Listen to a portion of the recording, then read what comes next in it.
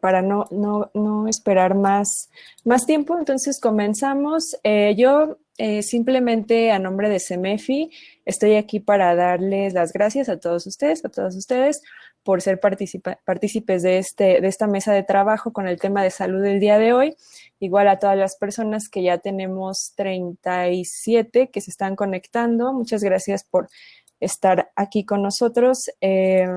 La mesa de trabajo que vamos ahorita a tener es gracias a la facilitación que se hizo desde Acción Ciudadana sobre la pobreza. También agradezco a Juana Acosta, quien ella nos hizo como que el favor de hacernos todo el trabajo de vinculación y ella principalmente hizo posible todo este esfuerzo. Entonces, muchas gracias. Seguramente anda por ahí y bueno, en general a Acción Ciudadana frente a la pobreza. Yo le voy a dar ahora la palabra a Erika Baranda, quien es responsable de enlace de Acción Ciudadana frente a la pobreza, que nos va a moderar esta sesión.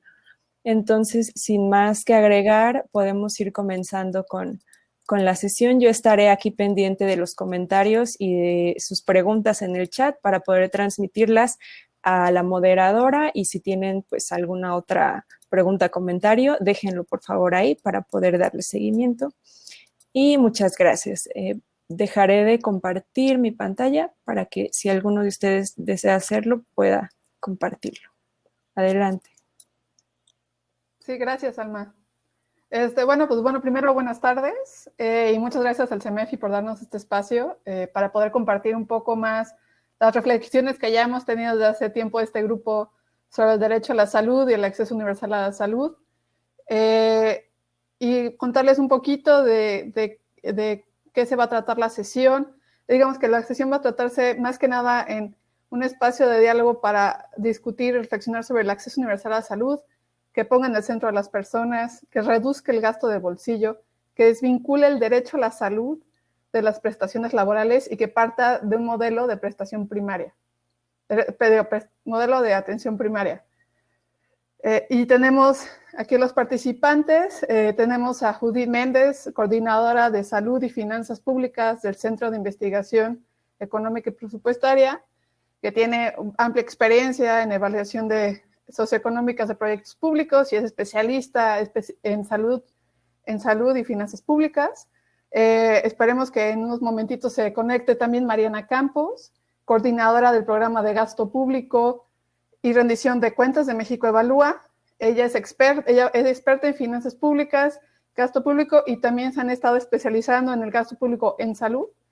Y Rogelio Gómez Morcillo, coordinador de la Acción Ciudadana frente a la pobreza, que es experto en programas, experto en combate a la pobreza y programas sociales, y que también fue ex coordinador del programa de oportunidades y de Alianza Cívica.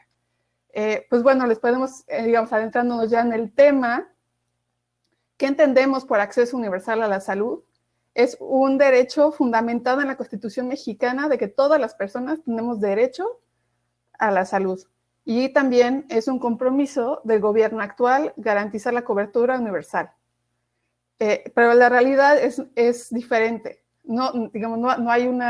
Hay 71 millones de personas que no tienen acceso a seguridad social, entonces no tienen acceso ahí, no tienen acceso a ISSSTE, tienen que ir a recurrir al INSABI o al IMSS Bienestar o a servicios privados.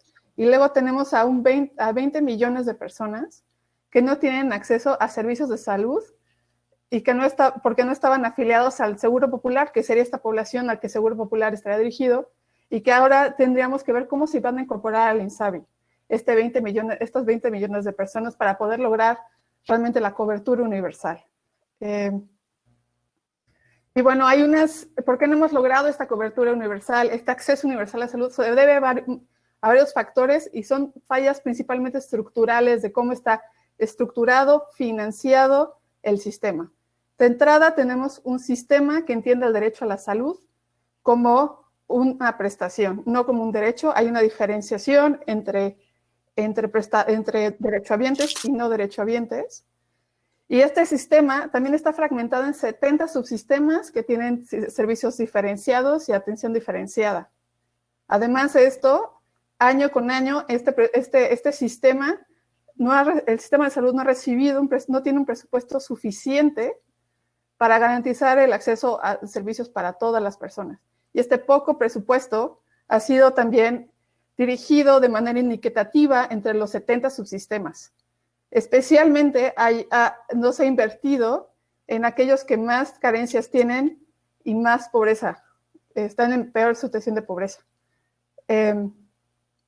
Y además, vemos otro caso que es la atención primaria, donde podrían contener, donde no tendrían que ir a hospitalizaciones y tener mayores complicaciones. No hay una atención primaria fuerte que podría permitir que hubiera una mayor cobertura y que más personas tengan acceso a servicios de salud. Es un sistema que ha privilegiado la visión curativa sobre la prevención, y es un sistema que realmente, al final y al cabo, no está centrado en las personas, no busca atender sus necesidades, sino está definido por inercias institucionales. Entonces, en esta sesión vamos a ahondar un poco más en qué se requiere para tener el acceso universal a la salud, qué presupuesto deberíamos tener, qué gasto debería haber para realmente tener esta visión de cobertura universal, de acceso universal, que nos permita a todos, incluyendo a todos los que estamos aquí participando, a tener una vida saludable. Y entonces voy a empezar con Judith, y ¿nos podrías compartir un poco cuánto debería tener el presupuesto? Pensando que este presupuesto es insuficiente, entonces, primero, ¿cuánto destinamos? Y lo otro es, ¿cuánto deberíamos destinar para realmente decir, podemos con este dinero como una base lograr la cobertura universal? Muchas gracias, Erika. Sí, voy a platicarles un poco todo este contexto. Voy a compartirles unas diapositivas muy breve. Me parece que ahí ya lo pueden ver, ¿verdad? Espero que sí. Un poquito más grande. Es que no sé. ¿Ahí no se ve? Ahí sí, está un poco mejor. ¿Ya? Listo. Ok. Sí, para responder a tu pregunta, pues de inicio lo que recomiendan a nivel internacional, tanto la Organización Mundial de la Salud como otros organismos, es que al menos se destinen 6 puntos del PIB. Cualquier país debería de destinar 6% de su PIB a su sistema de salud, al menos. En CIEP, para no quedarnos solamente con la recomendación internacional, hemos hecho estimaciones de diferentes escenarios y encontramos que al menos deberíamos destinar 5 puntos del PIB. Históricamente hemos casi rozado los 3 puntos del PIB entre 2012 y 2013. Sin embargo, de ahí ha caído el presupuesto. Actualmente para 2021 se aprobó un presupuesto de 2.7%, que está más relacionado pues con la caída del PIB, más que con un incremento tal cual del presupuesto, ¿no? Entonces, bueno, esto respondiendo a tu primera pregunta, aquí en esta gráfica también agrego la tendencia de la población, porque bueno, sobre todo para hacer hincapié de cómo el presupuesto está desvinculado de alguna manera del cambio demográfico y de la transición epidemiológica que conlleva la población. Voy a pasar muy rápido aquí solamente para hacer mención de cómo México destina muy poco, incluso comparado no solo con países de la OCDE ni con países europeos, sino con países de América Latina también. Está por debajo de Brasil, de Costa Rica, de Argentina, que destina 8 o 9 puntos de su PIB solo para sector público. ¿Qué es lo que vemos en el 2021, en el año 2021? Vemos, bueno, un incremento muy en el margen de 1.8%. Como ya comentabas, bueno, tenemos una fragmentación importante en el sistema y la historia resulta diferente si analizamos cada uno de estos subsistemas. Pero en el general hubo un incremento de 1.8, que ahorita mencionaremos a qué concepto se irá.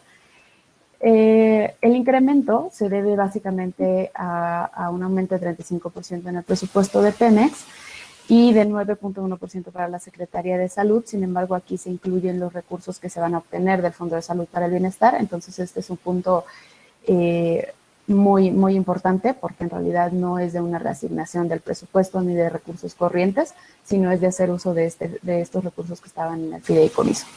Y bueno, tenemos reducciones en IMSS, ISSSTE, SEDENA, CEMAR.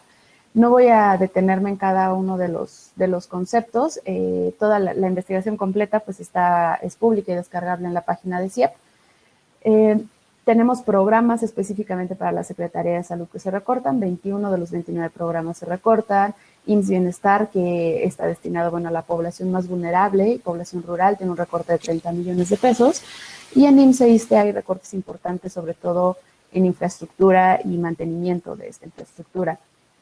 Ahora, realmente es un presupuesto destinado, o sea, realmente primero los pobres. Bueno, eso creo que esta imagen puede responder un poco, darnos una guía.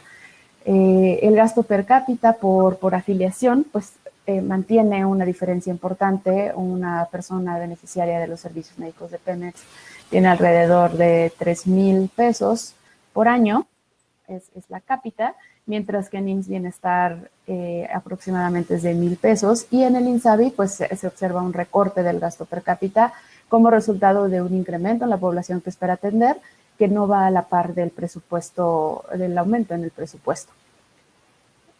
Ahora, entonces, ¿en qué se está destinando este aumento que hubo de la Secretaría de Salud? Bueno, lo que vemos es que se está privilegiando la creación de plazas. Se habla de un total de 18,426 plazas, y también se habla de un presupuesto asignado para la basificación. El presupuesto es de 2,000 millones de pesos. Estimamos que para basificar a todo el personal eventual en la Secretaría de Salud tendría que destinarse alrededor de 18,000 millones de pesos. Ahora, bueno, lo que vemos es que básicamente el incremento se busca concentrar en servicios personales, pero aquí un punto y al que queremos llegar es cómo estamos financiando un gasto recurrente con una fuente limitada de recursos. Para el cierre de 2019, este Fondo de Salud para el Bienestar contaba con 105,873 millones de pesos. Si descontamos el monto que se asignó para INSABI, que fueron 40,000 millones de pesos, y para vacunas, hasta por 33,000 millones de pesos, bueno, tendremos una reducción casi del 70% del fondo. Y aquí el punto que queremos destacar es que el supuesto, me parece, más grande que estamos tomando aquí para hacer uso de estos recursos es que creemos que los recursos que actualmente se destinan en Difondo son suficientes para atender las enfermedades que originan gastos catastróficos, y esto no necesariamente es correcto. Estamos en CIEP por publicar esta semana una investigación solo del fondo, donde encontramos unas diferencias de cobertura de atención importantes. Entonces, esta reducción en los recursos del fondo podría comprometer la atención de estos servicios de alta especialidad. Como conclusiones, tenemos unos puntos muy ya específicos. Es hablar de que, bueno, el sistema de salud no se ha alcanzado, no está resuelto con esta creación del INSABI. Nos preocupa que incluso no se reconozca el reto de financiar el sistema de salud, y, como les comenté hace unos momentos, que se ponga o se pueda poner en riesgo la atención de estas enfermedades. Reconocemos que el financiamiento es una condición necesaria, aunque no suficiente. Yo creo que ahora Mariana podrá hablar sobre la eficiencia de los recursos y tendremos una idea mucho más clara. Una de las sugerencias y de las alternativas que tenemos es también vincular los recursos de los IEPS relacionados a la salud. Esto no nos va a solucionar el problema amplio de financiamiento del sistema, pero sí puede contribuir de manera importante. Y yo creo que por el momento hasta ahí lo dejaría. Muchas gracias, Judith. Sí, como comentabas, ¿no? O sea, el presupuesto no es suficiente y solo tenemos la mitad del presupuesto que deberíamos tener para alcanzar la cobertura universal, y eso es como un mínimo, ¿no? Entonces, y también que esa falta de presupuesto se va a ver en la falta de capacidad, se puede ver en la falta de atención y la desigualdad que habías abordado contra el Pemex y luego INSABI, IMSS Bienestar, como también esa desigualdad en el presupuesto asignado a los subsistemas también se va a poder ver en una desigualdad en la calidad y la capacidad de los servicios de esos mismos subsistemas, ¿no? Tenemos un paquete súper amplio en Pemex, cuando en IMSS Bienestar y INSABI el paquetito es súper chiquito, ¿no? No, no es un poquito, pero mucho más limitado a comparación de Pemex. Y que también el reto es la sostenibilidad del financiamiento del sistema, ¿no? Porque estamos hablando de que hubo toda la discusión la semana pasada sobre el fondo de gastos catastróficos, que realmente lo único es que generó un parche, ¿no? En el financiamiento del sistema, no está garantizando la sostenibilidad. Y hablando ya específicamente de, ok, se asignó el presupuesto de este año y también pensando cómo se asignó el año anterior y cómo se usan estos recursos, Mariana. ¿Cómo has visto cómo se realiza, qué se requiere para cambiar el presupuesto de salud para que realmente se traduzca en resultados efectivos para las personas? Bueno, yo creo que sí, ya con los datos que nos comparte Judith, nos queda muy claro que no vamos a poder el cumplimiento del derecho a la salud en México si no aumentamos el presupuesto. Pero tocas un tema fundamental que es, además de aumentar el presupuesto, es necesario hacer cambios en las políticas públicas y en la parte de gestión de la salud pública para poder también hacer un mejor uso del mismo. Yo creo que una de las principales deficiencias y que ha sido muy comentada y muy discutida, pues ha sido la fragmentación del sistema. O sea, en realidad hablamos de un sistema de salud pública, pero no existe un sistema de salud pública. O sea, tenemos un multisistema, esa es la realidad, ¿no? No solamente porque tenemos un Estado federal, sino porque tenemos distintas instituciones dedicadas a la salud y además un sector privado. Y esto hace que tengamos distintos cuadros de atención y de alguna manera que el derecho de a la salud en México esté diferenciado en función de en dónde trabajas. Si trabajas para el gobierno, trabajas para el sector privado. Dentro del gobierno incluso hay muchos. Tenemos Pemex, pero también tenemos las Fuerzas Armadas y tenemos el ISSSTE, ¿no? Y los tenemos a nivel federal y estatal. Entonces, la verdad es que está completamente fragmentado y cada sistema tiene costos de administración. Entonces, ahí estamos los contribuyentes o los pacientes, como le queramos llamar, teniendo que vivir los efectos tanto financieros como en la calidad de la atención de no contar con un sistema integrado. Un sistema que comparte información de los pacientes y un sistema que no necesitemos repetir los mismos costos administrativos en cada uno de los sistemas y que está generando un mayor costo de lo que tendríamos que pagar por una administración de un sistema de salud, como lo hay en muchos países del mundo. Entonces, ese es un gran pendiente que lleva muchos años posponiéndose en México y que lamentablemente pues tenemos que atender lo urgente y dejamos de atender lo importante. El otro tema que me parece fundamental es la lógica que hay en la asignación de los recursos para financiar la salud. Es decir, si uno revisa, por ejemplo, el FASA, que es este fondo de naturaleza federal que cada año se distribuye entre las distintas entidades federativas, utiliza criterios y fórmulas que atienden, en mi opinión, a una lógica inercial y no necesariamente a lo que realmente cuesta atender la salud. Se paga, parte de esta fórmula está en función del número de insumos que tiene cada estado, por ejemplo, el número de médicos que tienen.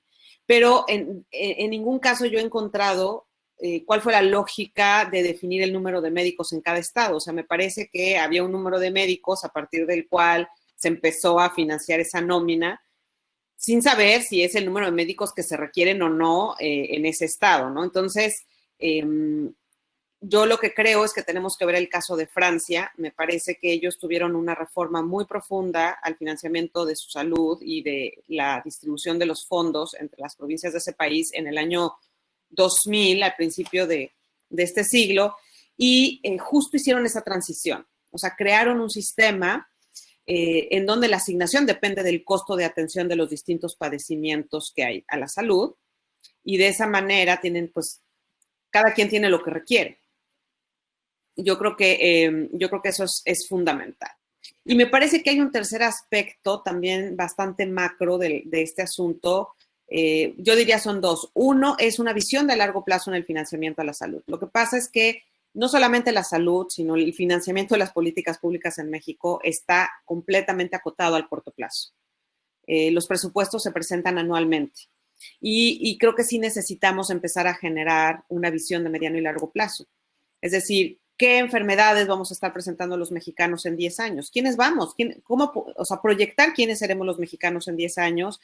¿Qué enfermedades vamos a estar experimentando? Esto tiene que ver mucho con la edad de la población y cómo va a ir evolucionando la demografía en México. Y también la incidencia de los padecimientos. Entonces, tenemos que ver más adelante. No podemos nada más discutir el presupuesto de 2020, de 2021, porque 2022 está muy pronto.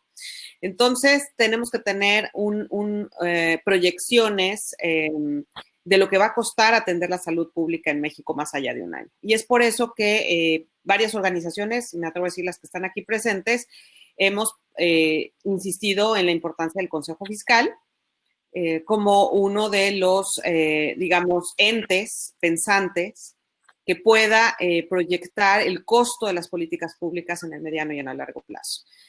Creo que la semana pasada se dio un paso muy importante porque por primera vez está definido, digamos, una oficina de presupuesto, una especie de consejo fiscal en una ley, que es en la ley del Congreso, y en esa propia ley ya se dice que la operación de esta oficina deberá determinarse en una ley propia de esta oficina, lo cual nos hace pensar que hay, digamos, una esperanza de que sea una oficina apartidista, técnica y que tenga la capacidad de proyectar las finanzas públicas y los costos de las políticas públicas en el mediano y largo plazo. Eso sería buenísimo para la atención de la salud. Y cerraría diciendo que tenemos que orientar la salud a un servicio que considera a los pacientes y que además base las decisiones en evidencia. Es decir, y creo que precisamente por eso la fragmentación del sistema es muy negativa, porque esto hace mucho más complejo que se compartan entre instituciones la información. Necesitamos que el servicio de salud registre lo que sucede a lo largo de la vida de los pacientes, y creo que la fragmentación no ayuda a que eso suceda para tener decisiones basadas en evidencia. Es decir, no se trata de dar el tratamiento promedio. Por ejemplo, me atrevo a decir, en el cáncer de mama se pasa muchísimo en México que se les da a las mujeres un tratamiento promedio, cuando en realidad hay muchos tipos de cáncer de mama y se tratan de manera muy distinta en función del tipo. Si uno observa lo que sucede en otros países, bueno, hay muchas mujeres que en etapas tempranas no tienen que tener quimioterapia, no tienen que tener radioterapia, que además de que son tratamientos muy agresivos y las hace incurrir en riesgos que no necesariamente necesitan en la etapa en la que están, son tratamientos muy caros, que a lo mejor podríamos estar evitando si, por ejemplo, hay un examen que se utiliza en el cáncer de mama para estimar el beneficio específico de estos tratamientos. Es un examen que se hace desde hace 12 años en el mundo, en los países desarrollados, y, por ejemplo, en México no se hace. O sea, no lo hace una UNAM, no lo hace un POLI, no lo hace un instituto de salud pública, no se han diseñado esos exámenes clínicos tan importantes que nos podría evitar, te digo, no solo los riesgos en la salud de las personas, sino que el Estado está incurriendo en costos que no necesita, ¿no? Entonces, este son el tipo de aspectos que tenemos que incorporar, y para eso es importante que haya un espíritu científico en la impartición de la salud, que haya un espíritu de innovación y que haya una salud basada en la evidencia, ¿no?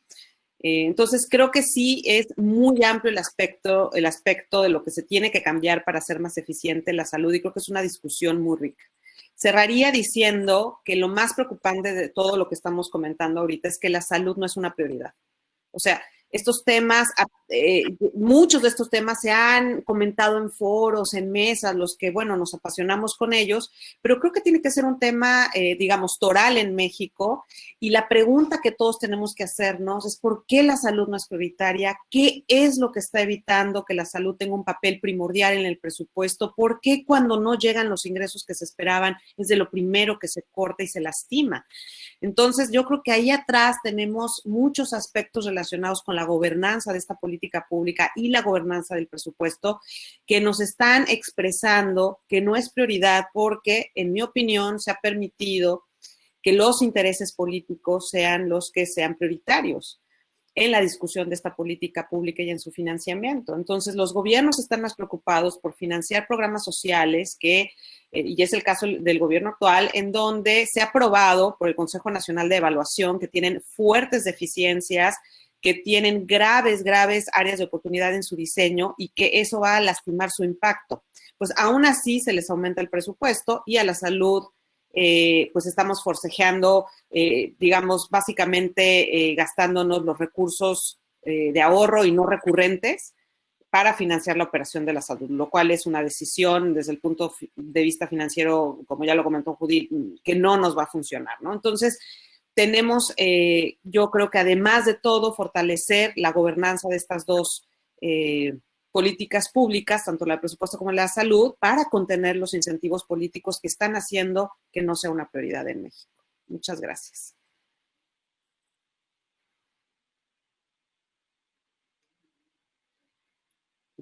Tu micrófono. Creo que por la cara de Panita es un acuerdo de todos que no es una prioridad.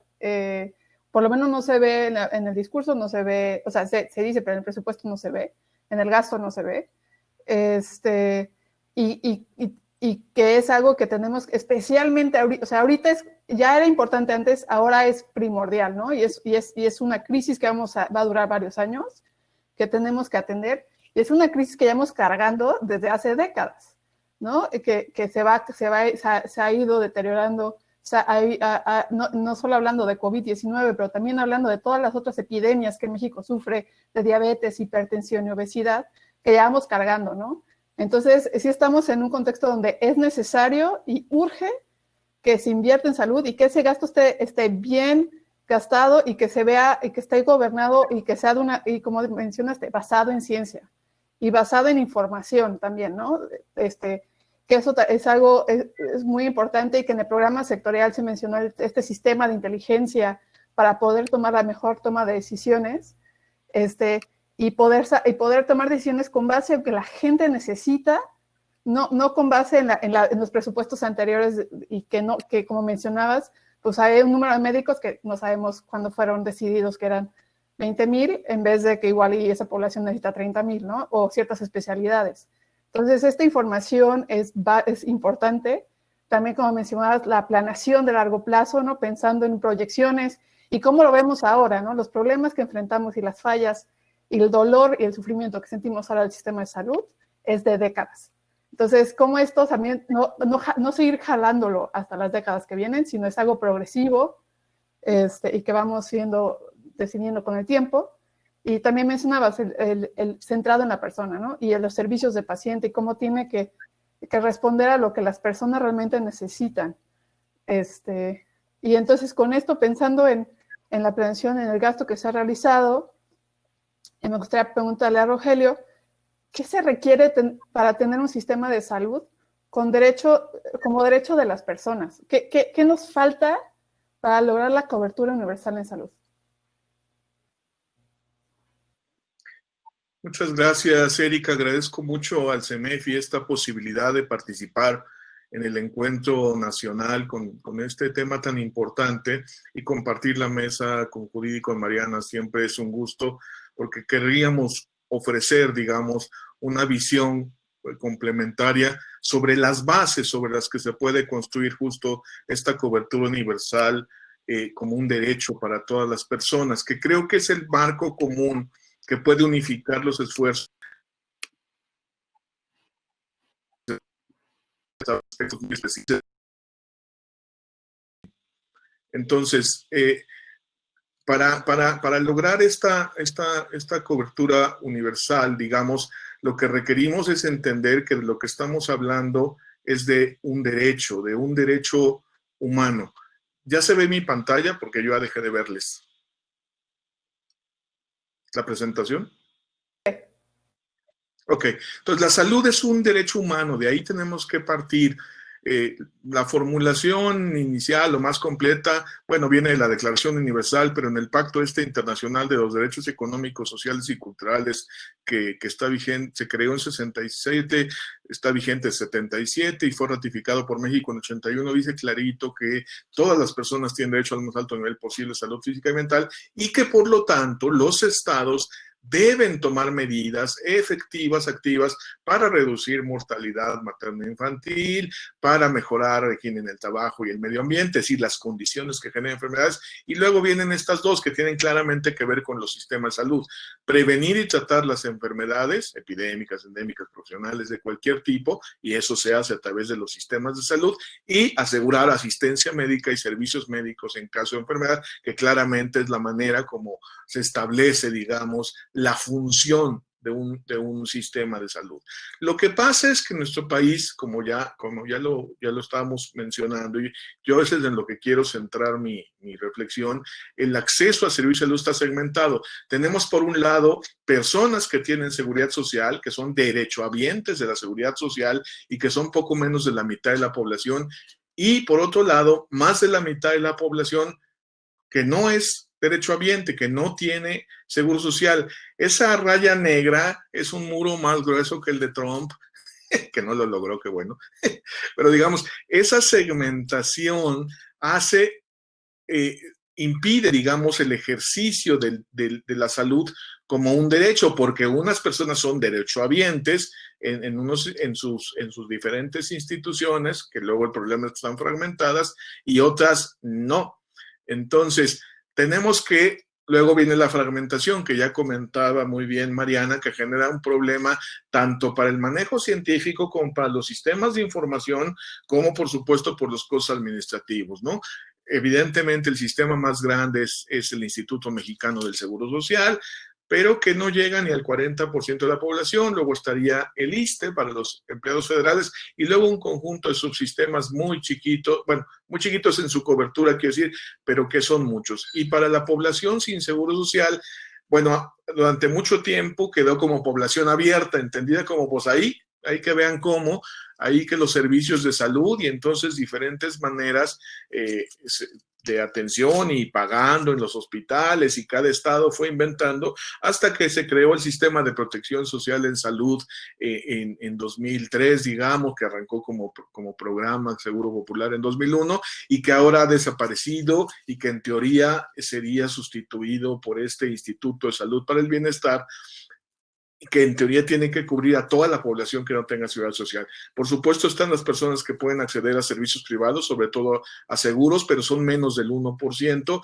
y está lo que ya se decía, unas clínicas que están administradas, digamos, y operadas desde el IMSS, pero con presupuesto público en zonas indígenas marginadas, y los 20 millones de personas que mencionaste, 18 millones de personas que carecen de afiliación. Entonces, aquí el punto es que para entrar a la seguridad social no depende de otra cosa más que de una cuestión que no tiene nada que ver con el derecho a la salud, que es que tengas trabajo, pero que además ese trabajo sea formal, de tal manera que quien te dio el trabajo, la entidad patronal, digamos, empleadora, sí afilia a quienes contratan, a sus trabajadores, a la seguridad social, y con eso esa persona y sus familiares dependientes directos, ahí está una serie de reglas de a quién puede meter uno, quedan incorporadas, digamos, y al seguro social, pueden recibir un carnet y entonces pueden entrar, acceso, pueden cruzar la puerta de los servicios. En cambio, las personas sin seguro social, pues tienen el derecho a que las afilien. Antes, ¿no? Primero era, pues, busque como pueda, después empezó el Seguro Popular y entonces fue afiliando gente, ahí quedó alguna gente fuera, pero se afilió a muchísima, pero ahora no se ha dicho cómo va a ser. La ley dice que todas las personas sin seguro social tienen acceso a servicios médicos y medicamentos gratuitos, y esa palabra es peligrosísima porque, pues, es gratuito y está muy bien en el pago, pero cuesta mucho dinero, como ya se ha mencionado. Entonces, el asunto de esto es quién paga los servicios de salud. O sea, el Estado somos todos, ¿no? Y el gobierno administra los recursos, son de todos, a través del presupuesto público. Entonces, el seguro social se financia con cuotas obrero-patronales, pero cada vez más con un subsidio gubernamental que se canaliza a través del presupuesto. Esto que se está discutiendo ahora en la Cámara y que vamos a conocer muy pronto cómo quedó, asigna subsidios para los diferentes sistemas de seguridad social. Es decir, está clarísimo que en México el sistema de seguridad social no se autosostiene, las cuotas no son suficientes y el Estado tiene que estar aportando subsidios para cubrir los déficits presupuestales y del Seguro Social. Y por supuesto, para quienes no tienen Seguro Social, antes a través del Seguro Popular o del Sistema de Protección Social en Salud, pues obviamente todo tenía que ser el presupuesto público, aunque en teoría el Seguro Popular establecía que cada quien aportaría sus cuotas de acuerdo a su condición socioeconómica. En realidad el 99% de la población no aportó nada porque la registraron con un ingreso muy bajo, independientemente de su ingreso real. Entonces, ¿qué tenemos hoy? Que el acceso está segmentado y eso impide el derecho a la salud, porque por un lado excluye, por el otro lado, o sea, queda gente fuera, por otro lado condiciona, depende de, no solo de que trabajes, que ya es una condición, hay gente desempleada, hay gente que no puede trabajar, pero además a cómo te contratan. Nosotros ya mostramos en el Observatorio de Trabajo Digno que hay 42% de personas que tienen trabajo asalariado, que alguien les dio trabajo y no las afilió a la Seguridad Social. Y entonces tenemos ahí muchos millones de personas que sí tienen trabajo, que no trabajan por su cuenta, sino que trabajan para alguien, que les pagan un salario, pero que no tienen Seguro Social. Y por otro lado tenemos lo que ya mostró Judith y que ya mencionaba también Erika y Mariana, el trato diferenciado, porque diferente presupuesto, evidentemente es un diferente paquete de atención.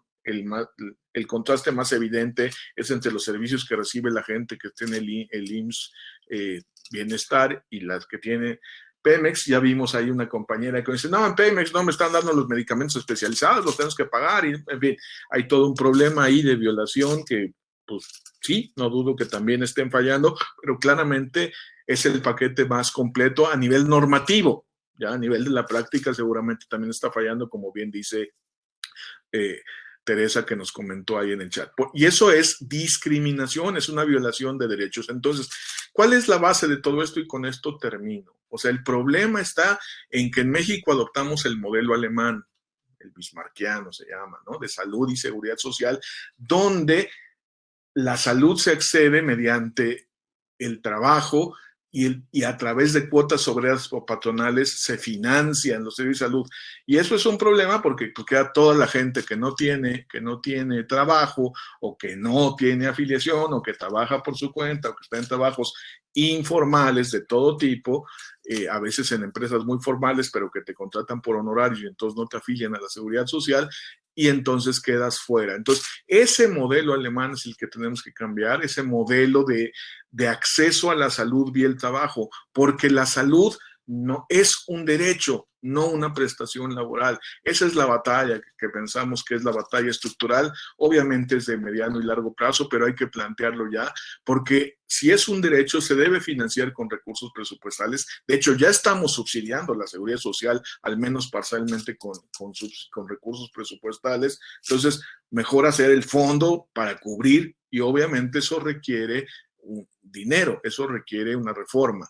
Debe ser un derecho universal asequible, es decir, no debe depender de la capacidad de pago. Puede haber contribuciones, pero estas contribuciones deben ser equitativas y progresivas y no de gasto de bolsillo. No es por el momento del servicio, que es el peor momento para pagar por un servicio. Por eso el planteamiento de fondo sería que haya una reforma hacendaria progresiva que le dé más recursos a la salud. Se requieren, como ya se dijo, al menos 6 puntos del PIB, hoy estamos a la mitad. Y un primer paso que nosotros vemos que es muy necesario y que ponemos a la consideración y que estamos en campaña de la Alianza por la Salud, y ahí lo dejo, es para equilibrar el monto que tienen por persona los sistemas, o sea, digamos el INSABI, por decirlo así, que atiende a Sin Seguridad Social, con lo que tienen el IMSS y el ISSSTE, no con Pemex y las Fuerzas Armadas, sino con el IMSS y el ISSSTE, se requiere un punto del presupuesto interno, del Producto Interno Bruto, 240 mil millones. Es una petición que no se tomó en cuenta, ya se está aprobando el presupuesto. Nosotros pensamos que hay que seguir insistiendo, les invitamos a firmar, pero más que a firmar, a que busquemos caminos para que podamos avanzar en esta situación.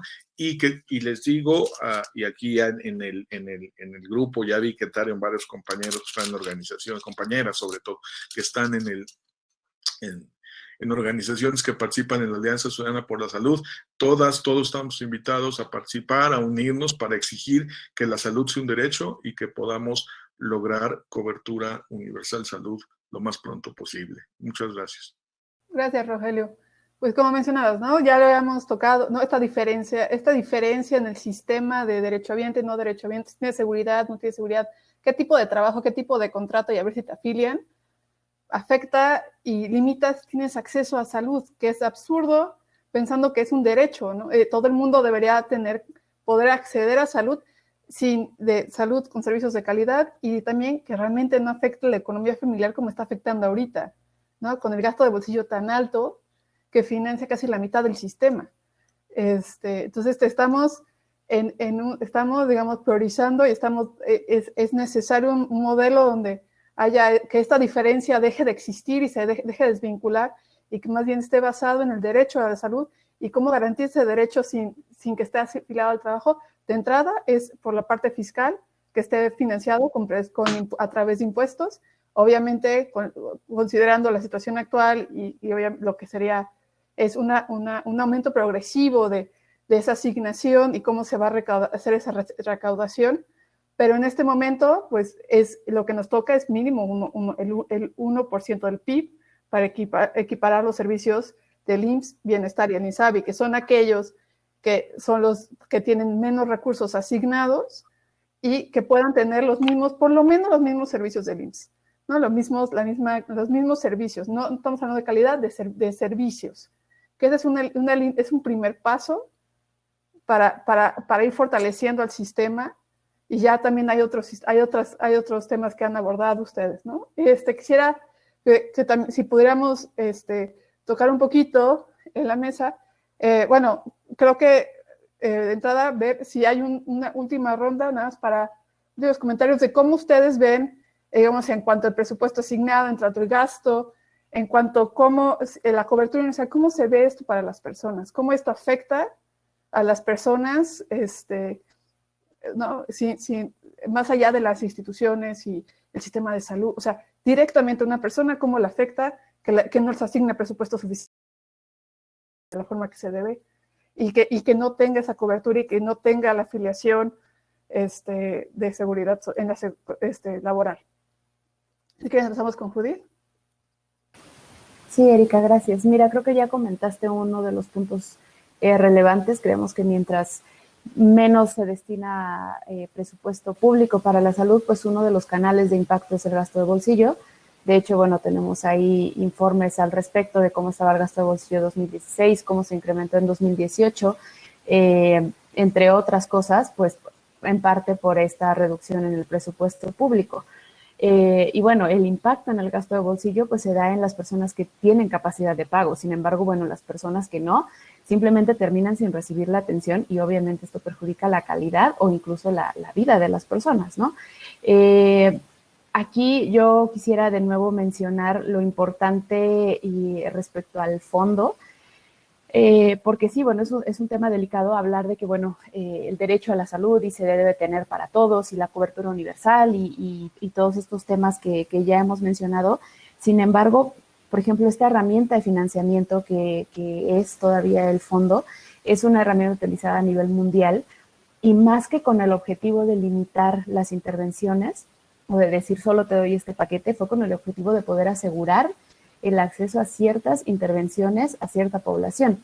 Entonces, la idea es que paulatinamente se va ampliando. Incluso en 2010 se consideraban 49 intervenciones, a 2019 ya traía 66, pero sí este punto importante, ¿no? De incluso reconocer cómo este cambio en enfermedades y este cambio demográfico nos ha impactado a todos, ¿no? Y en reconocer que ahora un sistema de salud cuesta mucho más de lo que podría haber costado hace 40 años.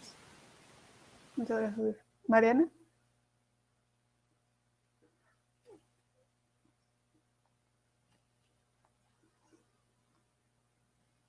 Tu micrófono. Gracias. Me gustaría completar sobre el gasto de bolsillo, ¿no? Es importante comentar el efecto práctico que tiene personas. lo que termina pasando es que sucede alguna enfermedad que conlleva a las familias a hacer un gasto catastrófico, ¿no? Por ejemplo, una enfermedad, una esclerosis, un cáncer o una operación, una cirugía mayor que no se tenía considerado financieramente en la familia, pues nadie está considerando enfermarse de este tipo de cosas, ¿no? Y esto hace que las familias tengan que vender sus activos, ¿no? Puedes tener que vender tu casa, puedes incluso sacar a tus hijos de la escuela porque incurres en una deuda que hay que pagar entre todos y entonces pues se salen los niños de la escuela y hay que trabajar para pagar esa deuda en el corto plazo. Y eso puede generar que estos niños no estudien y desde ese momento se empieza a mermar su ingreso futuro. Entonces, para hacer la historia más corta, las familias pueden incurrir en pobreza. Entonces, es un generador de pobreza. El hecho de que el Estado no esté garantizado el derecho a la salud es un generador de pobreza. Pueden las personas caer en pobreza o permanecer en ella. Entonces, si un gobierno está decidido a combatir la pobreza en México, tiene que ser serio con una política de salud. Esa es la realidad. Me gustaría también comentar que yo creo que hay aspectos también mucho más de fondo en México, quizás más de corte sociológico que financiero. Yo creo que no tener garantizado el derecho a la salud nos hace vivir con mucha incertidumbre y a las familias las hace vivir con mucha incertidumbre. O sea, todas sus decisiones de inversión pueden estar de alguna manera afectadas por esta incertidumbre, ¿no? Es decir, a lo mejor alguien tiene una buena idea, quisiera ser un emprendedor, quisiera poner un negocio, innovar en algo, pero pues siempre tienes que pensar en tu retiro, en la salud, porque pues en este país nunca sabes, ¿no? Entonces yo creo que tendríamos no quiero sonar exagerada, pero estoy segura que tendríamos una población muchísimo más emprendedora y una economía mucho más fortalecida si tuviéramos unas ciertas garantías que el día de hoy no tenemos. Y no quiero decirte, pero se me haría súper interesante pensar en la relación entre esta incertidumbre y la violencia, porque cuando las personas están sujetas a la incertidumbre o están sujetas a una presión fuertísima de tener que salvarle la vida a un miembro de su familia y estar con una presión de un endeudamiento, algo, no sabemos cómo eso genera violencia en el hogar, violencia también fuera del hogar. Entonces, sí creo que debe tener efectos muy nocivos a nivel comunidad también. Y en este sentido creo que se vuelve muy importante la discusión del financiamiento a la salud, no la podemos postergar. Tener una salud o un acceso universal a la salud, yo estaría de acuerdo con lo que se ha puesto en la mesa, tiene que ser algo progresivo, creo que es muy razonable lo que comenta Rogelio. México Evalúa también ha hecho sus propios cálculos y consideramos que un primer paso es un punto del PIB a la salud, pero que tendremos que hacer un plan de mediano y largo plazo para lograr eventualmente tener entre 5 y 6 puntos para poder garantizarlo como debe ser. Y eso implica discutir impuestos, por supuesto, aunque hay un primer paso. Y ese primer paso se podría dar esta semana y no se está dando. Y es el, de verdad, dejar de gastar políticamente el presupuesto, recortar programas que no sirven, que han sido ya mal evaluados, cerrar proyectos que no generan ningún beneficio socioeconómico y destinarlo a la salud. El día de hoy sí hay todavía gasto ocioso en programas y en proyectos que no han probado que tienen siquiera un diseño para alcanzar un beneficio. Y estamos ahí desperdiciando recursos. Entonces, ese sería un gran paso y, por supuesto, generar un plan responsable de mediano y largo plazo en donde tenemos que discutir, a ver, ¿qué pasa con el IVA? ¿Qué pasa con los gastos fiscales que están en el ISR? ¿Qué pasa con el impuesto predial a nivel local, a nivel municipio? O sea, tenemos un potencial recaudatorio. Sé que estamos atravesando un momento muy difícil en términos económicos por lo que ha ocasionado COVID, pero es una discusión que ya tenemos que dar. Y considerando la situación económica, ir generando un plan, un programa de mediano plazo para ir financiando la salud. Gracias, Mariana. Y Rogelio, si puedes también contestar la pregunta y te pondré un rato más. Como hay una pregunta que están haciendo, más para ir atendiendo las preguntas, que había desde la sociedad civil, ¿qué podemos hacer? ¿No? ¿Qué podemos hacer como empezar a presionar?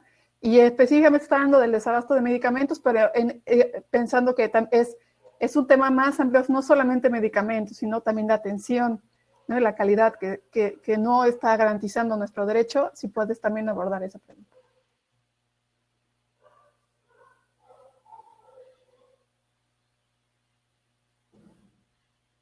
Tu micrófono, Rogelio. Si algo podemos sacar como enseñanza y como un resultado por la tragedia que estamos viviendo con esta pandemia, es el valor del bien público de un sistema de salud que funcione. Un sistema público de salud, pues, que cubra cosas, pues, ¿no? Que afectan la vida, que producen dolor, de miles de personas, sobre todo cuando se trata de padecimientos para los cuales la ciencia y hasta el sistema público mexicano ya tiene una solución. Hay cosas como las que decía Mariana que hay que traer, que ya tiene la ciencia y no están en el sistema público mexicano.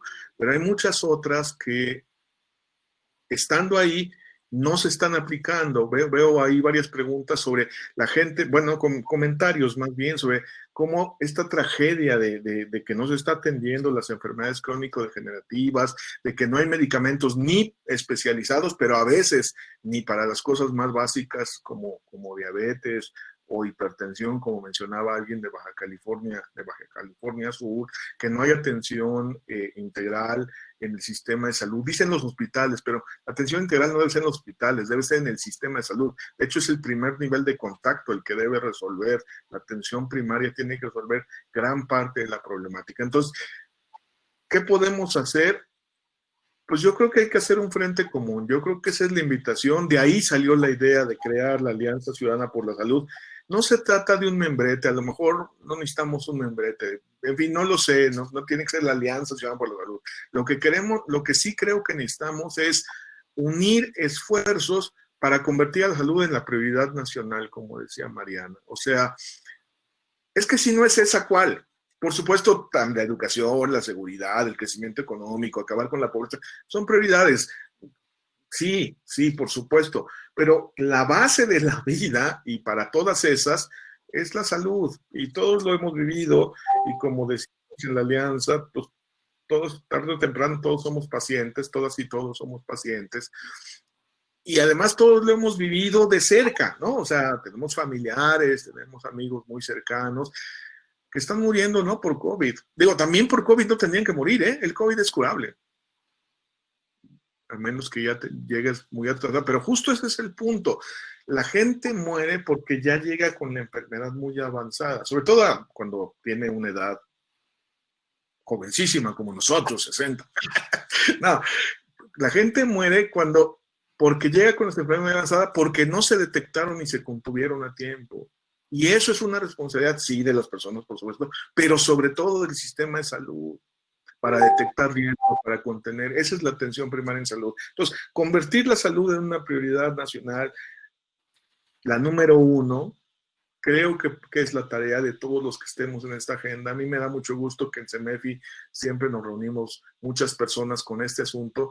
Yo invitaría, todo mundo tiene derecho a seguir reivindicando la agenda específica de su organización y el trabajo que hace en todos los campos, con todo tipo de padecimientos, con todo tipo de pacientes, en toda la geografía, pero un tipo frente común, o por lo menos mensaje común, como estrategia común, de cómo avanzamos a salud como prioridad nacional, cobertura universal de veras, sostenible con financiamiento. Nosotros quisimos, porque ya vieron que nos encargaron, ¿no? La organización, que vinieran Mariana y Judith, porque tenemos que entender que la base para lograr que haya medicamentos en la unidad cuando vas, es que el presupuesto llegue hasta ahí. Es decir, que sea suficiente y que se aplique de la manera correcta para que al final tú tengas el medicamento ahí cuando lo necesitas. Fíjate, hay una cadena, pero la cadena arranca en que el recurso sea suficiente. No basta porque se puede atorar en otro lado, pero digamos que ese es el 1. Sin este, pues ya se cayó todo. Entonces, presupuesto suficiente y una cadena inteligente de funcionamiento donde la sociedad tenga un lugar. Nosotros insistimos mucho en que necesitamos mecanismos de defensa y de participación ciudadana al interior del sistema de salud para promover su mejora. Entonces, en esa agenda andaríamos, se nos va a agotar acá el tiempo, pero pues vamos siguiendo. La invitación, insisto, es a la mesa de la Alianza Ciudadana por la Salud. Ya ahí vemos luego si necesitamos un membrete o no, eso no importa. Lo que sí importa es una estrategia común, y esa sería la invitación, y ahí podemos estar todas y todos unidos, cada quien desde su trinchera, su espacio, y con los temas específicos que maneje.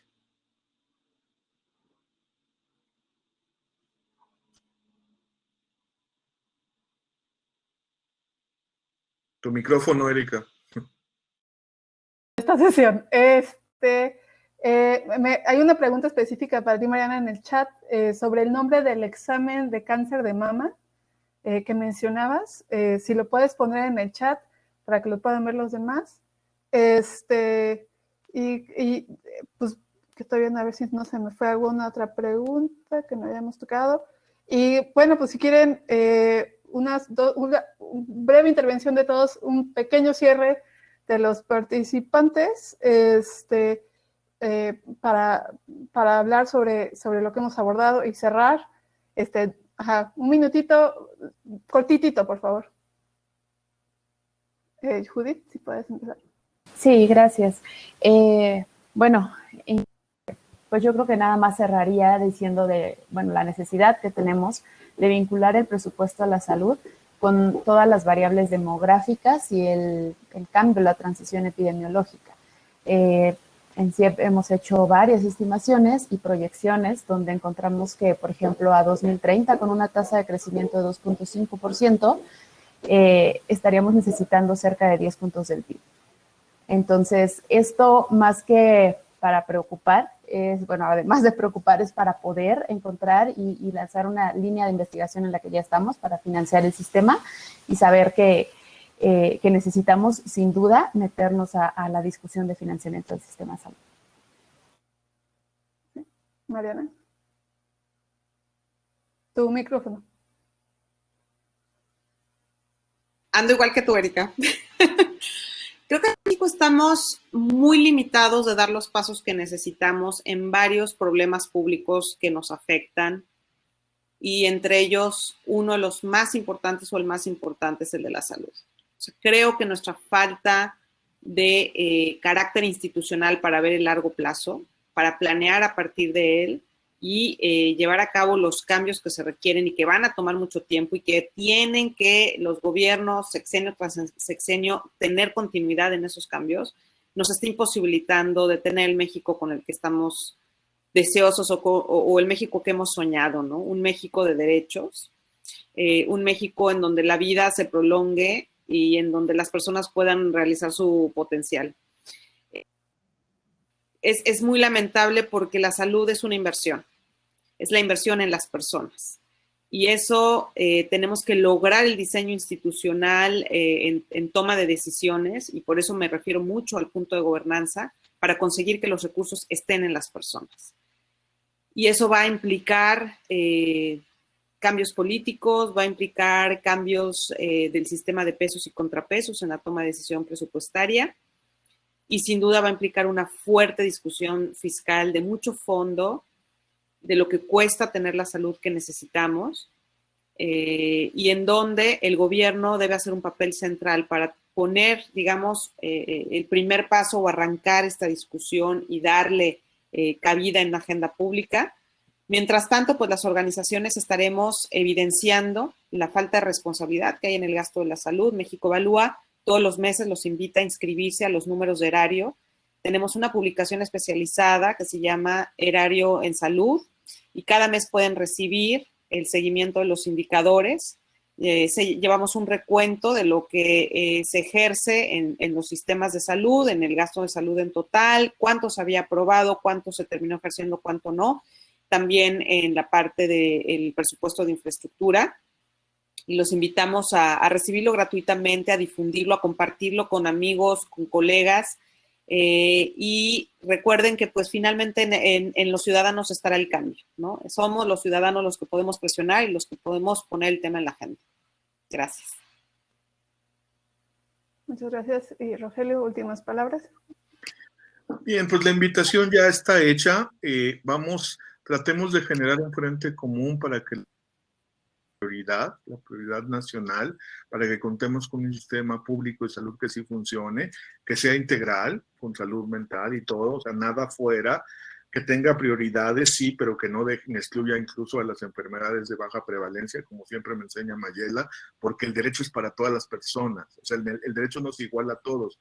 Entonces, cuando empezamos a reivindicar pedacitos, que está bien que las hagamos visibles a las personas y sus padecimientos, pero no reivindiquemos el pedacito, hagamos visibles las condiciones específicas de personas, de grupos, de padecimientos, de lo que ustedes quieran, pero en un marco común, el marco del derecho a la salud y de un sistema público de salud que sí funcione, donde la sociedad civil tenga un espacio, por supuesto. Nosotros siempre no pensamos que lo gubernamental agota lo público, pero la responsabilidad pública del Estado para garantizar derechos es insustituible. Entonces, esa sería la invitación. Ya dejé ahí mis datos de contacto, las redes de la Alianza Ciudadana por la Salud en Facebook, Alianza X, o sea, Alianza por Salud, pero con X, porque no cabía, igual en Twitter, ahí pueden ver el documento. Es un proceso inicial, por cierto, y la verdad es que el COVID nos sacudió muchísimo, pero pues coloca el tema donde podemos todos unirnos en mensajes comunes, en estrategias comunes, aunque cada quien mantenga, por supuesto, sus agendas, sus proyectos y sus prioridades como corresponda. Y ojalá valoremos, digamos, el aporte que organizaciones como CIEP, México Evalúa, el SEI, que hoy no le invitamos, pero que también está en este paquete, nos ayudan a ver lo que se requiere para que el sistema funcione y no solo la parte específica más médica o del sistema. Muchísimas gracias al CEMEFI. Alma, ya me callo porque ya fue la hora. Sí, ya sé, Alma, 30 segundos para nada más concluir y agradecerles. Nada más para reafirmar lo que dijo ya Rogelio, ¿no? Esto es una prioridad, debe ser una prioridad, y podemos hacerlo todos juntos como grupo, para garantizar que todas y todas tengamos derecho a salud. Y que este sistema responda a las necesidades específicas de cada comunidad y de cada persona, y que se hace con recursos suficientes, con información, con decisiones basadas no en política, sino en ciencia y en información. Y les pido que apoyen nuestra campaña de un punto del PIB por la salud, para estar presionando a que se vuelva una prioridad, que dejemos que se vea en el presupuesto, que se vea en el discurso, que se vea en las acciones, que realmente la salud es la prioridad para el gobierno. Y bueno, muchas gracias a Mariana, Judith, Rogelio, muchas gracias el CEMEFI por darnos este espacio, y Alma ya lo dejo. Sin problema. Muchas gracias a todos y a todas. Interesantísimo. Creo que en esta reunión anual podemos vincularnos con algunas otras organizaciones que tal vez ya trabajan salud, pero no saben la manera de vincularse en un movimiento un poco más grande, ¿no? Para poder comenzar a tener toda esta incidencia real en las necesidades que cada uno de ustedes ya mencionó en sus ponencias. Igual les invito a que en lo que resta de la reunión anual entren al networking precisamente para esto, para poder continuar creciendo en estas iniciativas que son tan importantes. No creo que haya ninguna persona que no esté interesada en el tema de la salud y de su atención, ¿no? Entonces, muchísimas gracias.